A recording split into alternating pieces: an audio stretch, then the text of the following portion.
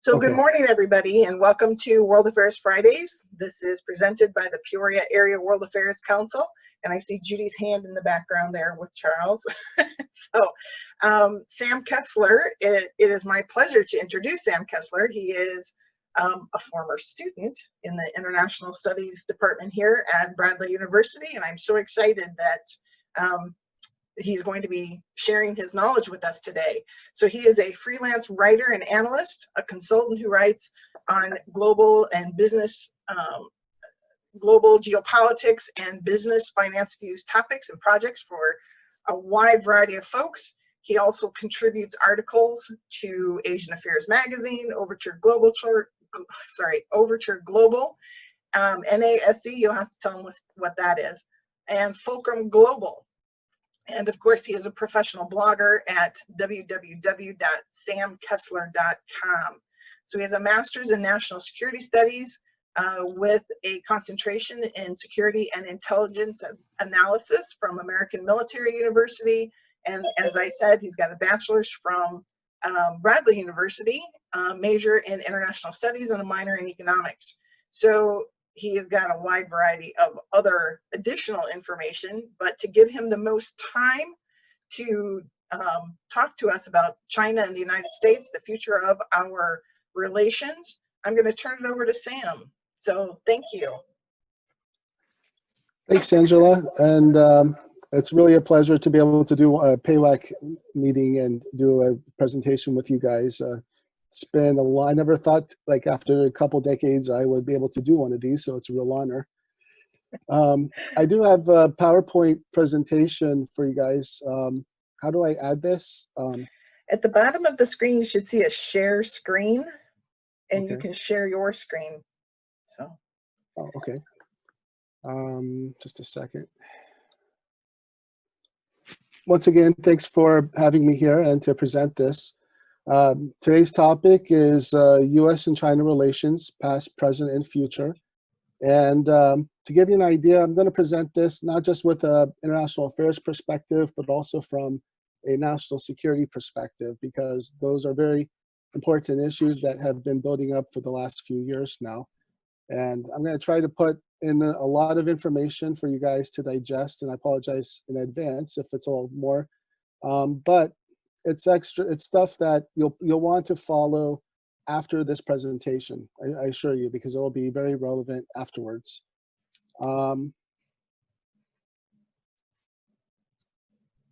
Like Angela mentioned, I'm a freelance writer. I also am an analyst and a consultant, and a background that fuses global security, geopolitics, business, and finance related issues.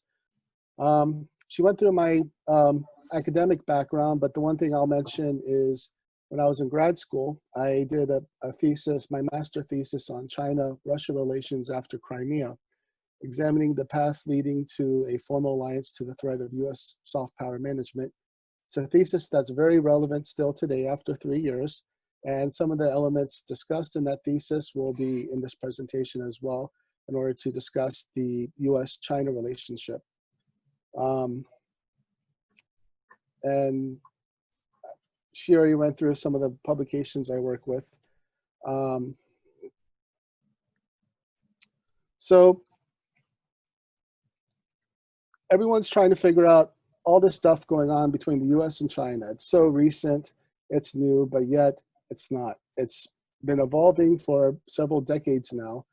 And the key theme I want to bring up is we are entering into a new international system. Great power politics is back with a vengeance.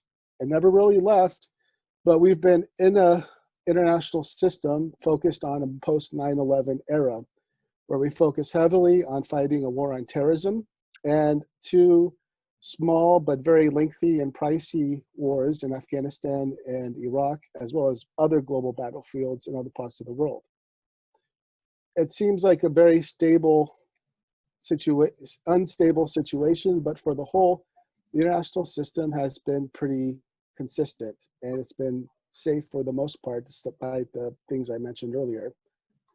But it's been evolving, and we are entering what I would call the post-globalization era, which is turning into a new multipolar system where in terms of balance of power. Doesn't mean globalization is gone. It just means it's not the same as it was 2 decades ago.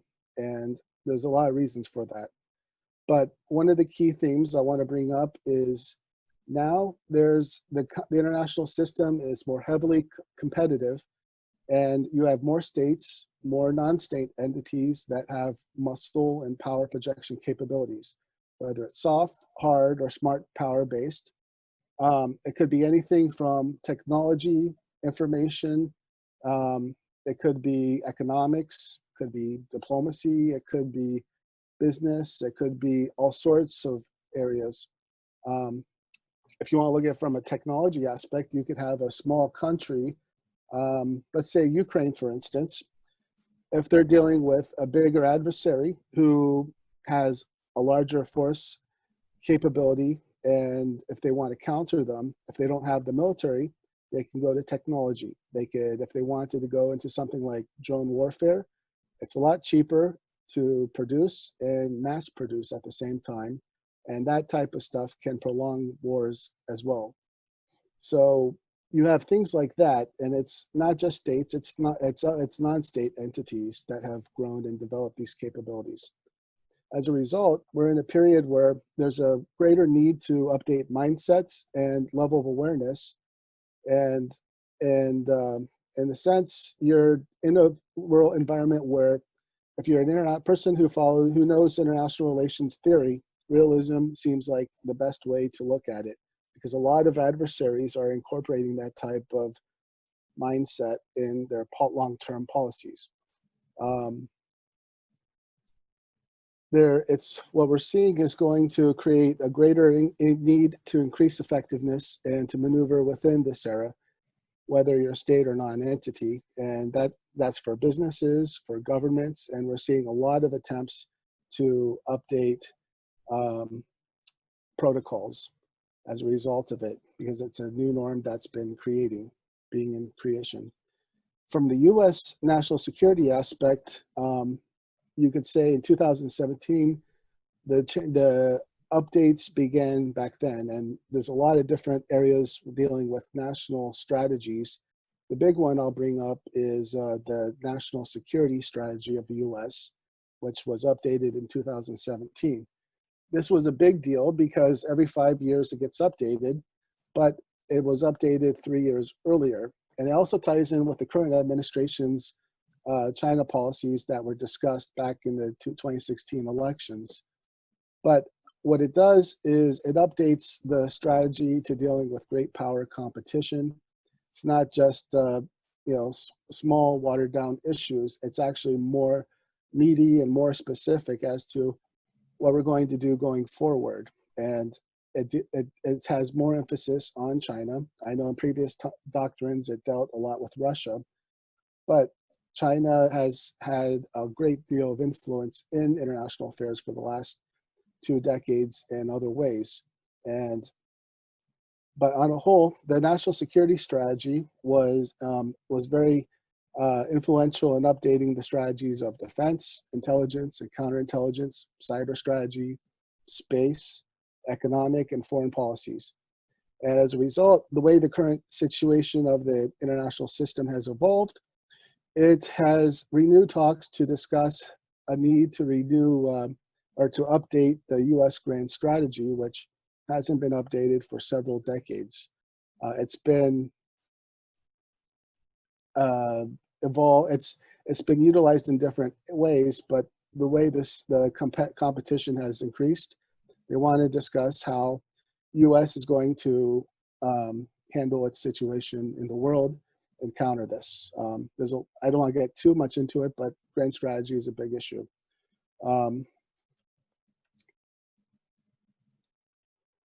So I'm going to get started with U.S. and China, as the title says, the past, the present, the future. I'm going to do an overview of the past. I'll start with the early 1970s when Nixon and Kissinger opened the channels with China and established diplomatic relations and UN membership. And the importance of this was to help win the Cold War. basically tilted what is known as the U.S., China, Russia triangle balance of power system that basically tilted the balance of power in the U.S. favor, which prevented China and Russia from having closer ties. At that time, relations between China and Russia had declined heavily, and that was very helpful. However, going forward, China and Russian relations have been gradually increasing and upgrading their agreements that have evolved into a more sophisticated, amicable relationship in this time period. But that's another discussion. A few decades later, in 2001, China joins the WTO. That's a big deal. It legitimized China as a major economic trading partner, and it dramatically increased their trade and manufacturing capabilities. It turned them into an exporting powerhouse that we know today. And as we've seen, a lot of things are made in China and makes them the world's manufacturer. It's created some positive benefits for them. It's helped bring over 400 million Chinese people out of poverty, which is very impressive. And it's made it's given them favored trading status that have helped give them an edge in trading and economics, in other words. But one of the things that came out of this agreement was that they would restructure their political system to conform to democracy. That hasn't really happened. And it's, one of the long-term policy focus of the U.S. has been to bring China up peacefully and to provide a basis to transfer out of communism and into democracy. In many ways, it's actually strengthened their ability to have control over their people. It's a unique system because when you compare it to the Cold War with the Soviet Union, it's a very unique situation when you look at it. Yet in many ways, very similar. But I will go into the next thing. This is the national security aspect. During this time period when the economic stuff was really updating itself and coming into their favor, the military side, the People's Liberation Army, began a series of strategies because they envisioned themselves going forward. The Chinese are very long-term thinkers, and so they look at what's not going to happen 5 years from now, but maybe 10, 20, 30, 40, 50 years. And there's two major strategy doctrines that came out of the early 2000s that came out by the People's Liberation Army.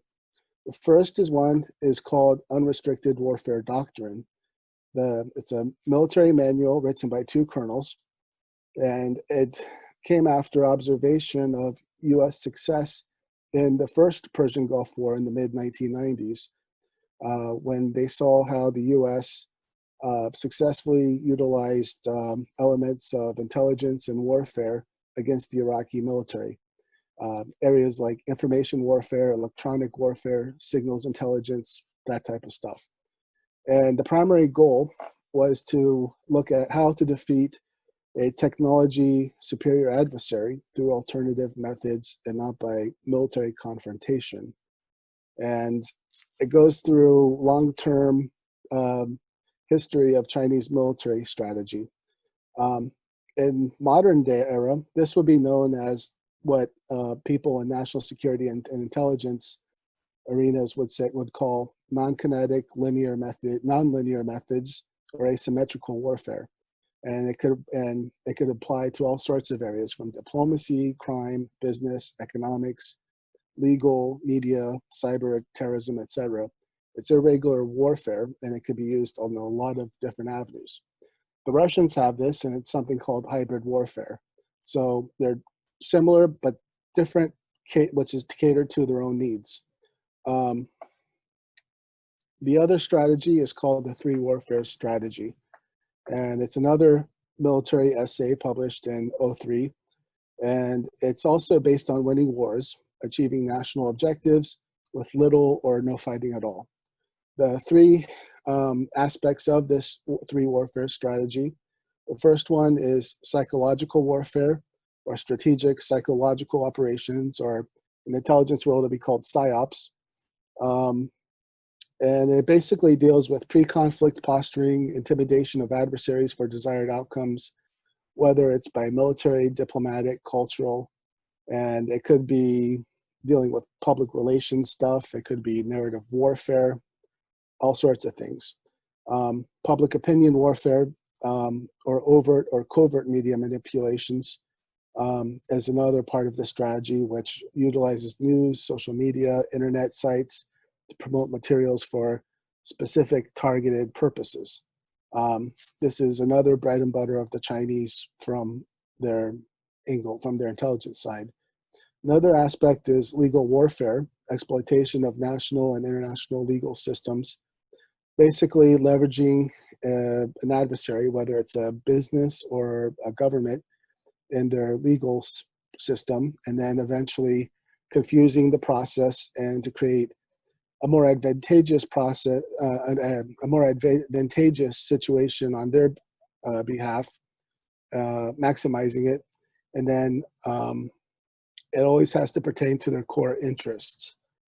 So, if there, for instance, an example would be a dispute with Philippines.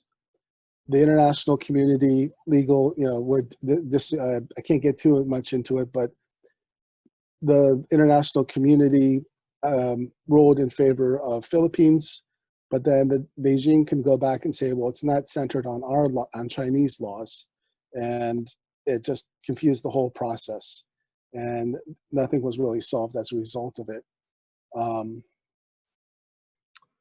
So those are two big policy documents in terms of military strategy, and it's, like I said earlier, it's irregular or asymmetrical, and it impacts everything from foreign policy, diplomacy, to business, and at home as well. So if you look at US and China in the present, there's the CCP continues to retain authoritarian control and impacts and control over its citizens' actions, thinking, and behavior. There's surveillance and tracking software apps that are very involved in people's lives. It is in ours, but it's a lot different. You have the human rights abuses, and you also have they also have limited access to outside influences, which is a very big thing going on there. Soft power projection in the international system. China remains a bread and butter tactic of China, which is what I mentioned earlier in different areas, whether it's through business or economics, technology, versus the hard power stuff, which is military, which is something they're gradually building up. One thing they do is they build the capabilities to house or build things with the intent that eventually it'll be there. It's kind of like Field of Dreams. If you build it, they will come. If you build a facility that can house 10 aircraft carriers, at some point they anticipate having 10 aircraft carriers or submarines, and it's that type of mindset.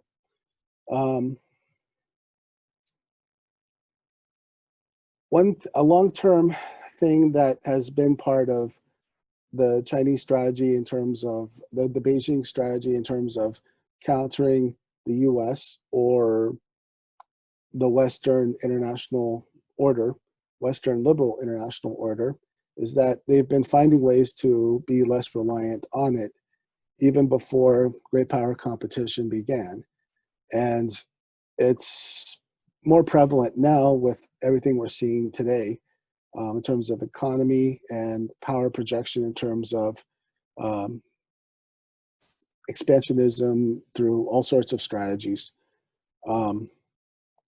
But it's still an ongoing process, and I'm going to go a little bit more into it in a little bit. But on a whole, both unrestricted warfare and three warfare strategy are heavily incorporated in all their dealings. And like I said earlier, business, technology, resource acquisition, technology acquisition, purchasing of businesses around the world for dirt cheap, or debt financing infrastructure building projects in other countries, like the building of ports, which help give Chinese access, because if it's a country with bad economic standing, it gives them leverage to have influence over ports, whether it's in a place like, in East Africa or in Pakistan, to name a few. Ongoing issues are territorial expansionism in Southeast Asia, Eastern Africa, and elsewhere.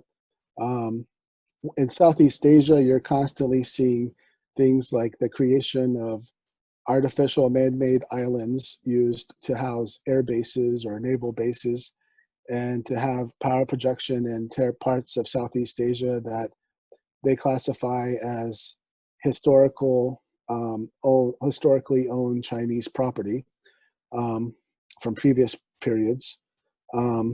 There's a series of stuff. You can go deep into that. You could go into airspace issues or water rights, but that's a big area of concern. Belt and Road Initiative is something that's been happening for like half this decade at least, which is a big process to recreate what was the Silk Road back in ancient times, but it's a much larger initiative that spans over 60 countries and trillions of dollars of debt to help finance a series of economic free trade zones. But there's a lot of bells and whistles, and in many ways it's always tailored to be in Beijing's advantage. And also ties in a lot with what is controlled by what Beijing controls is called the Shanghai Cooperation Organization, or the SCO, which is like their equivalent to NATO, and Russia is in there, and I think India and Pakistan. I'm not sure what their levels of influence are, but Iran is somewhat involved. They utilize that organization to expand via the Belt and Road Initiative. But there's a lot of stuff dealing with that people should be aware of. Cyber warfare is huge, and the espionage and information operations, intellectual property, and data privacy theft. These have been long-term grievances that the U.S. has had from a national security perspective. You've probably heard a lot of it in the past, so I don't want to go too much into it, but cyber warfare is huge, and the Chinese are very big on cyber warfare, and it's one of their bread and butter tactics as well. So I'm going to continue the present aspect.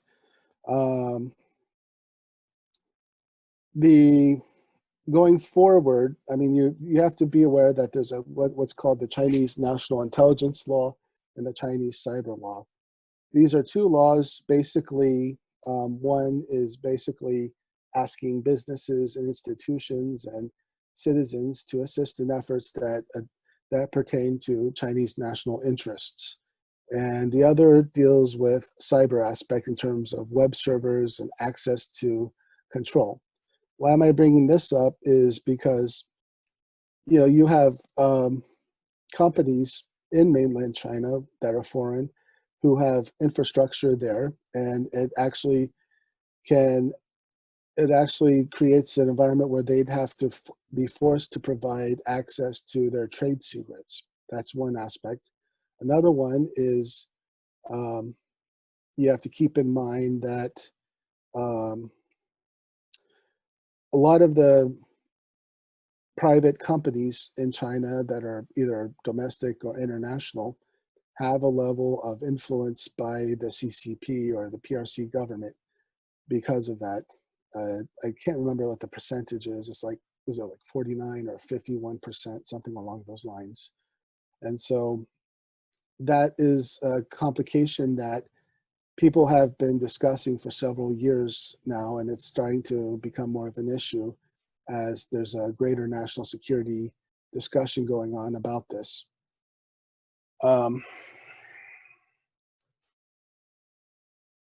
as I mentioned earlier, there's been efforts to begin countering this aspect because in many ways, the U.S. been behind on the soft power aspect of countering China. Soft power was very strong in the U.S. During the Cold War, but the institutions diminished or were no longer funded because at that time there wasn't a perceived adversarial threat. But we're going to see a lot of new things coming out of this. I'm going to wager on. The trade war began tackling these issues, as well as the updated policies pertaining to cyber, global positioning strategies, which is Washington's been trying to head back to a Southeast Asia focus. We still have stuff going on in the Middle East, and we're trying to get out of Central Asia, but at the same time, that creates a dilemma because China wants to get into Afghanistan for resource issues they already have, but it also affects their Belt and Road Initiative, which ultimately they're trying to utilize Afghanistan and Pakistan to improve their access to the Middle East and to Europe. So there's a lot of big strategy going on behind all this stuff. But the trade war was a beginning of the new norm in many ways. The phase one agreement was just that, a phase one, and it didn't really settle the major grievances. It was just a short-term Band-Aid. And the other thing is CFIUS, which is the committee dealing with foreign investment purchases, where they can intervene, and decide not to acquire, not to let foreign companies acquire strategic companies that have national security relevance. One example I would add is one I've worked on as an article was dealing with Qualcomm in terms of the Qualcomm and Broadcom situation, and then you also have the ZTE and Huawei situation as well, and how they related with each other. So you have this going on, and then you have COVID-19, and I'm sure you're all very familiar with the issues and the complaints that came out of that. I don't want to go into that right now because that's another big 20 or so discussion. But adding this to the existing issues, it's just adding to the grievances, and from the national security issues, it's a greater concern, and you have to look at this in the long term, how it's going to affect U.S. policy. More countries are beginning to feel the same way, and there's some that come to mind. Britain, in terms of 5G, Boris Johnson just recently announced that there will be they're basically changing their 5G strategy with Huawei or with their telecommunications industry regarding 5G. Australia, there's other countries, but that's another big discussion. The other thing is the Hong Kong situation. For the past year, you've seen Hong Kong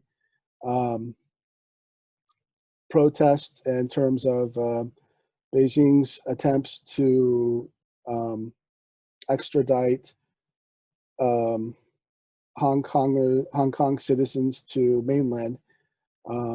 That was a big concern, and that fueled a lot of the protests. And for a while, it seemed like it simmered, but it's been building up gradually. And recently, in the last couple of weeks, we've seen Beijing enact a national security law in which basically allows the national security and intelligence enterprises to legally have a presence in Hong Kong and enforce mainland law onto Hong Kong citizens. And this is a pretty big deal because it takes away Hong Kong's autonomy, which was promised to them until 2047. It was a 50-year agreement, and British rule of law and human rights system is now in jeopardy as a result.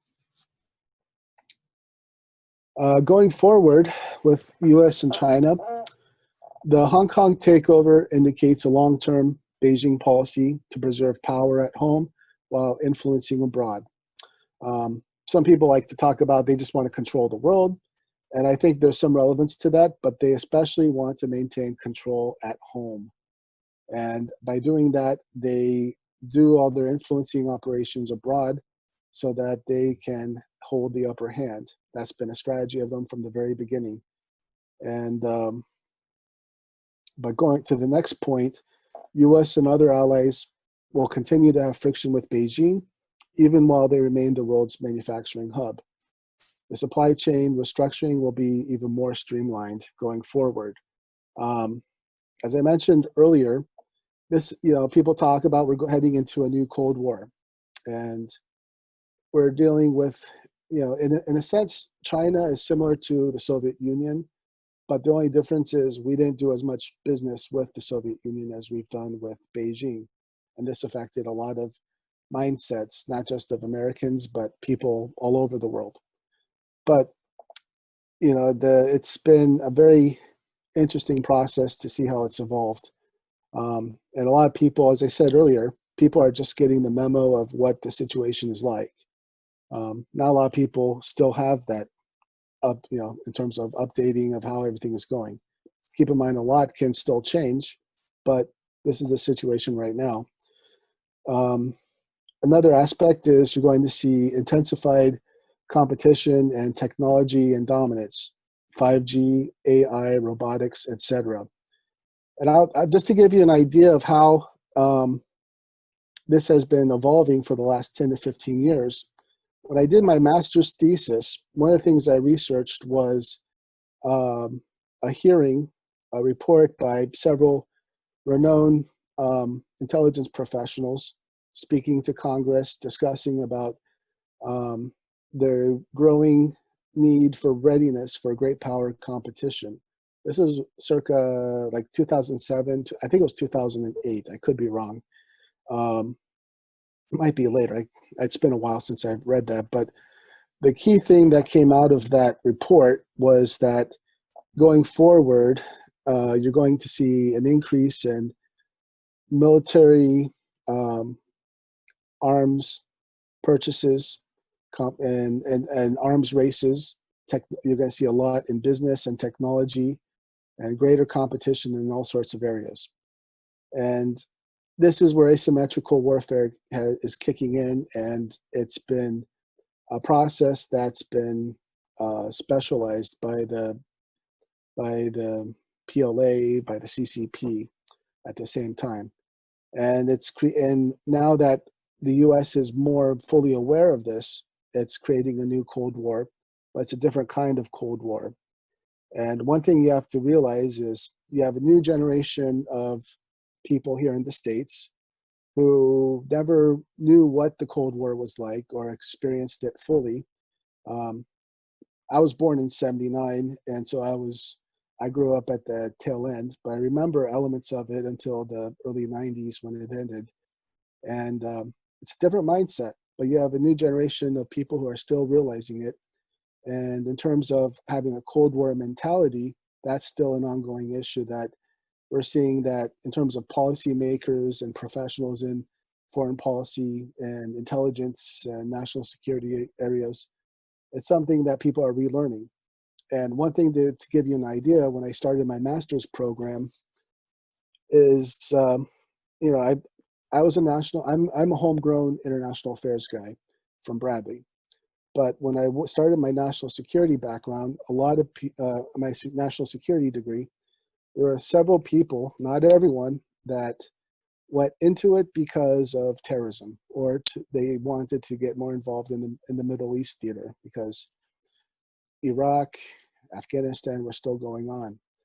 But great power politics always supersedes, and it always becomes eventual concern when things are building up, when egos increase, when muscle gets bigger, and it's going to create a new system where people have to update a new reality. And I don't want to I'm not trying to scare anyone, but but it's just, something you have to look going forward. And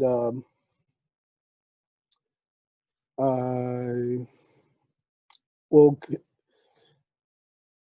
what's going to be needed in terms of updating the mindsets, you're going to see new updates in policies, but also in institutions looking to trim the fat and get more lean and savvier, because the competition is going to be more intense as a result. And I think I'll stop there. So I hope this has been helpful, and I'm open to any questions or comments, both here or afterwards. If anyone have any questions, please let me know. And thank you. Thanks, Sam. At the bottom of your screen, you can, or maybe it's at the top, you can quit sharing, and then you'll be able to see people as they ask you questions. Again, I invite everybody to use the chat function. I typed one little thing in there way back when you were talking about the decision of the UN for Philippines against China. I just wanted to clarify that that was a question in the United Nations Security Council about ownership, if you will, of the South China Sea, because China is laying claim to all these islands that they're building. Philippines, of course, objected to that, and the UN did in fact uphold Philippines' claim, but Philippines has not actually pushed anybody, the United Nations or China, to back down from what they were doing before. So, and if you don't mind, can we go back to that? What's the dynamic between the United States, China, and Philippines that makes Philippines willing to give leeway to China a little bit versus relying upon the United States to take China on to enforce the decision of the Security Council? Well, I would say, well, it's interesting the way how there's one thing that I would say that I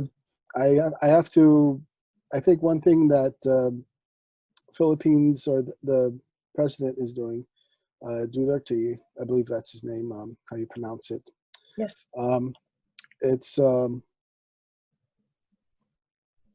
I would say there's a couple reasons. He's probably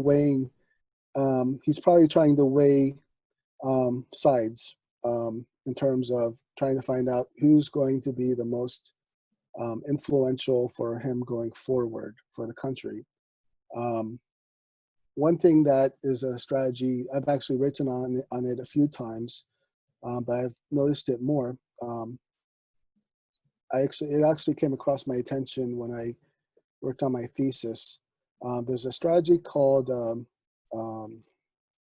multi-vector foreign policy, which deals with basically, you see other countries, like think Kazakhstan or Turkey, where they play different sides, and it's for whatever reason. Mm-hmm. So he wants to have one side working with the US, but he also wants to work with China for whatever reason. So I think you have to look, I look at it from that angle, and I think you see the US doing that to an extent with the Trump administration. I know people will disagree, but I think that's seen in certain areas. It's a very popular policy that's been growing. I actually gave a good example of that type of approach, but I think that's what he's essentially doing. I could be wrong because I'm not a Philippine person, but when I've looked at that aspect, I've always kept that in mind, because they know that US is an ally, and that last thing you want to do is completely take away influence. But they also know that Beijing is having a strong influence in that area, and so they have to, as colorful as he may be, I think Duterte he's playing all cards, and I think at some point you have to see the U.S. reinforcing its position in that region, and it's a complicated situation because, back in the Obama administration, we talked about transitioning to Southeast Asia It didn't happen in his administration as much. And we've been gradually trying to do that in different ways. I think if there's going to be, in the next, whoever has the next administration, that's going to be a big issue. But you still have a Middle East aspect you have to take care of. And the U.S. has been trying drastically to limit its role there. And so I hope that helps in some way. Yeah, yeah. There's a few questions typed into the chat. I'm going to save Barb's for last, but Charles and Judy Bush ask, what position might China take in interfering in the 2020 elections? Like Russia, might they have preference between Trump or Biden? Well, at this point, I would say Biden is probably a preference. But I admit it because I would say this, his history with the PRC in terms and the things he said over the years. In terms of election interference, I'm going to be honest. If they did it, I would be worried. And the whole Russian collusion thing, and I don't want to get too much into that. It's like, if the Russians aren't doing something, you have to worry about that as well. But you also have to ask the level of work they put into it. It's really not a big thing. Putin is smart. He knows that he only has to do a little and then let the American media and sentiments evolve the way it does. And then we have to get whatever it is out of our system in order to go to the next level. It's textbook. That's why I was really confused at how this blew out of proportion, but I don't want to get too much into the collusion stuff, but that's how I see it though. Yeah, but you think that if China did interfere, their interference would be more substantive, perhaps? Well, you would see a lot of, they would utilize what they've tried over the years, which there's a thing like psychological warfare and narrative warfare that you see a lot. You see a lot of it subtly. And one thing that is, they look at is, I don't want, it's in media and movies and all sorts of stuff. If you look at, Hollywood, there's a lot of movies that have a lot of financing by Chinese companies, and that also means that they're owned by the Chinese government to some extent. So they can influence that. A big example is the new Top Gun movie, which, if you look at that, they restricted several items. One, like it sounds basic, but when you think about it, I believe what it was, the coat that Maverick wore had patches for Taiwan and Japan, and the Chinese had that taken out. It's stuff like little things like that, but it builds up. So it's a wide assortment of stuff. There's been stories that have come out about how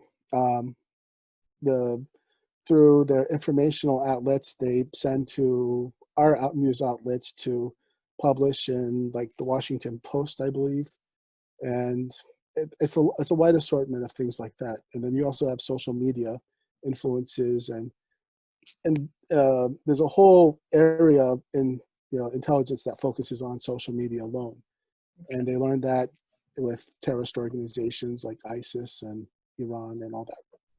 Okay, good.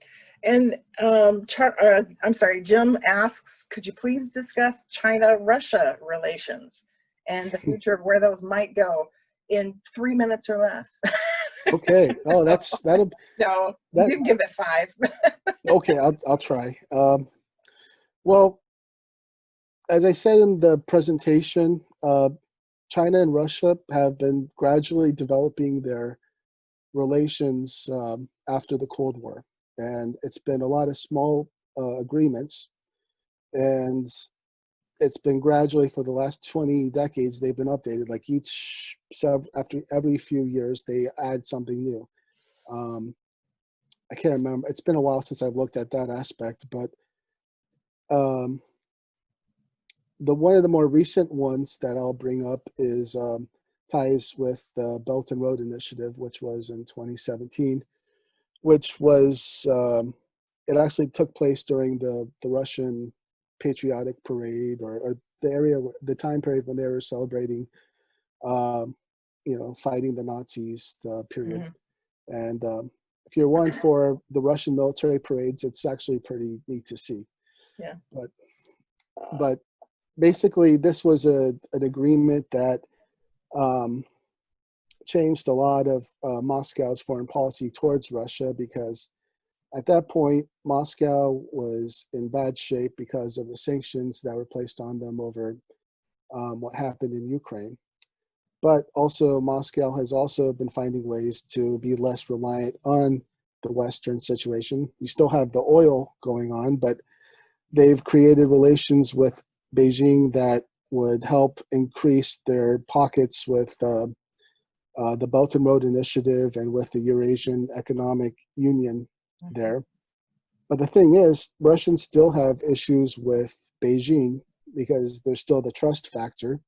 So they're playing different sides, but they also know China wants energy. They're they import a great deal of their energy from abroad. That's another big thing to look at. But one thing I would add is, I'm talking about asymmetrical warfare and Russia's hybrid warfare, and both countries have very strong cyber warfare departments, capabilities, very sophisticated. And then you have other countries like Iran too. What I wrote in my thesis, which was 3 years old, but it argues that there's a greater likeliness that they're going to develop what is a strategic alliance, that eventually they're going to want to do it out of state survival, and it goes back to the realist theory in international relations. And so that's why, like, when I talk about great power politics or a multipolar system, there's a possibility you're going to see another divide in the system like we saw during the Cold War, but it's going to be different. What it's going to look at, I'm not fully certain, but we have already started seeing the type of things that are waged at the US or elsewhere to get an idea that, they're playing for keeps. And I'm not trying to scare people, because that's not what I do, but I think it's something to be concerned. And if you're someone in international affairs, this is actually a good time to be in it, because I think the last couple of decades, it's been so focused on a war on terror and what was going on in Iraq and Afghanistan, that people lost sight of the bigger picture of how things were evolving. People may have noticed that this was happening or they're doing this, but they said, we'll just worry about it, later on, because it was not an immediate concern. But, I think at this point, the way it's evolved, we do have to be more worried. And you have to be concerned about involvement. In terms of Russian influences, their military it's gradually modernizing, but it's not as large as it once was. Like, they may try to inflate the figures, but they have like maybe a couple armies that are very modernized, but they're armies that are heavily experienced because they're using the same forces in Ukraine and also in the Middle East. So it's good. If you want to be in great power politics, you don't have to be, dynamic in that size, because you can still have a certain level of power projection and, still live to die another day, or live to do something else later on. I think that's the title of a James Bond movie. No. Yes. Yeah. But another question, can you comment on the banking system relative to corruption in China? Where's the chat? There's like a bubble on the bottom of the screen. Yeah. Oh, well, I mean, there's always the banking system. If you look at the financial aspect, it's I mean, I do know there's a great deal, there's levels of corruption, but you also have to look at, the policy has been to always keep the currency value of the renminbi at a certain rate so that they remain prosperous. Because one of the things that they've produced for several decades is increasing the GDP over the years, every year on a yearly basis. And there's the issue is cash reserves. What they do hold is future of US dollars, and they use the dollars to lower the prices of their interests so that they can afford. It's just basically they're manipulating the currencies that way. In terms of corruption, that continues to be an issue. And the other thing is, one thing, what has been concerning for a good while is the lack of transparency that people get from either the banking sector or from businesses. It's just not there, and that's a big concern.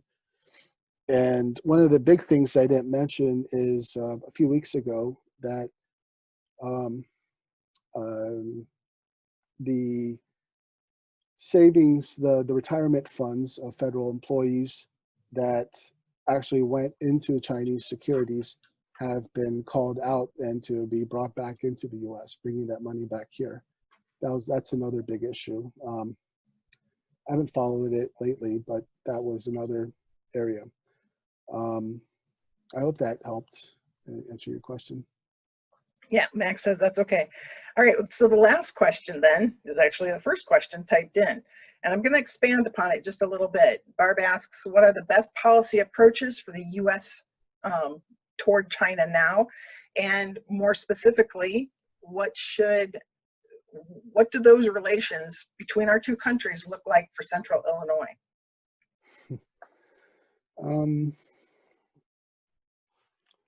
Well, at this point, I would say you still have to do business with them, but you also have to, I think at some point there's going to need to be another discussion about trade.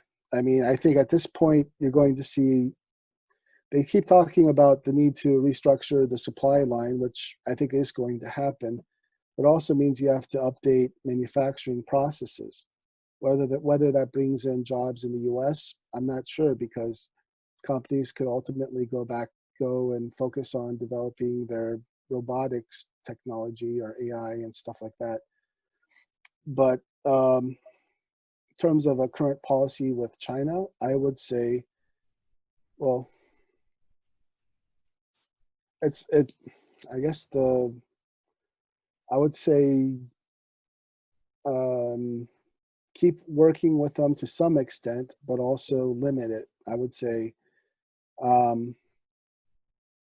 if you want to do negotiating strategies, I would say apply some of their techniques and basically you don't say, well, if you don't want to be as reliant on, if you don't want us to be your customer, where we'll go elsewhere or we'll create the capabilities, or I mean, I think ultimately we're going to change the policies. You'll see a lot of money heading out of China into other countries like Vietnam, India, and Malaysia. So, and also you have, in terms of semiconductors, you have we're rebuilding the semiconductor industry here in the States, and that recent deal that Trump did with Taiwan for a Taiwanese company to build a semiconductor plant to be less reliant on the growth of microchips in China. So this is, I think ultimately I think we're dealing with a policy of gradual transfer of capabilities. I think that's a strategy we've been seeing it for a couple years. I think it's something we'll see more escalated after the elections. I think that's what I have. Was there another aspect Yeah, I needed to I add? wanna add on something. Charles threw in the question about buying soybeans. So you mentioned, we're going to be reorienting our relations with China, especially in light of trade and especially in light of the changes for Hong Kong. So a lot of the financial stuff that went through Hong Kong, which was much more liberal and transparent, won't happen anymore because it's not going to be liberal and transparent anymore. But we've also seen in the trade war that, as a result of 30 years of globalization or more, we can't withhold products from China as effectively as we used to. By threatening China, we won't sell this to you. China says, yeah, that's fine. I'll get it somewhere else. And we can say the same thing. So is that an effective tool, or do we have time, I guess, to wait for the reorientation of all this stuff? Or are we going to suffer some pain, too much pain in the interim? I think there's going to be some pain in the interim. But I would also add that one thing, if you want to compare like between the US and China, the US is about innovation and the Chinese is about acquiring technology and capabilities, which is great. But you have companies like, say, tech companies like Cisco. They have a complicated relationship with mainland China, and they're constantly updating their softwares and their capabilities, stuff like that. The key point is, if they're going to do stuff to try to take over infrastructures, you want to create new infrastructure and capabilities, and then you guard it very closely. And you basically, everything is about R&D and making it better and more effective. And, that's what 5G is all about. And they're ahead on us on 5G, but we've been trying to develop a 5G strategy that basically combines all the tech companies together. And if you get that more formally set up, you might find it supersedes their capabilities. The other thing is like Britain, for example, they're ending their 5G relationship. They're altering it heavily. And that was a process that's been long in the making that goes back to Theresa May. But I think you're going to see things like that happen. And it's just basically people are realizing they can't afford this relationship to be as it is right now.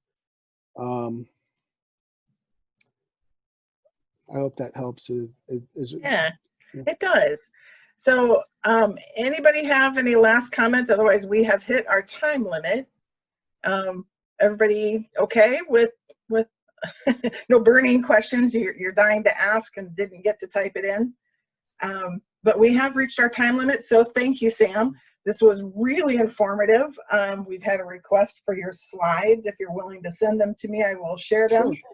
Otherwise, this will be on our brand spanking new YouTube channel, Peoria Area World Affairs Council on YouTube, so you can find it there. And thank you, Sam. It's been a pleasure. And let us know when you're coming to Peoria, and we'll do this in person. Sure. So on behalf of the Peoria Area World Affairs Council, we have a lot of people clapping their hands. Remember, you have that little symbol you can put up in the middle of the screen too. But thank you very much. We'll talk to you again soon. Thank you. And everybody, don't forget to sign up for Ambassador Pickering on June 18th. And we have the German Consul General on the 26th. And I'll let you know about next week as soon as I know. So everybody have a terrific weekend. Thank you, Sam. Thanks.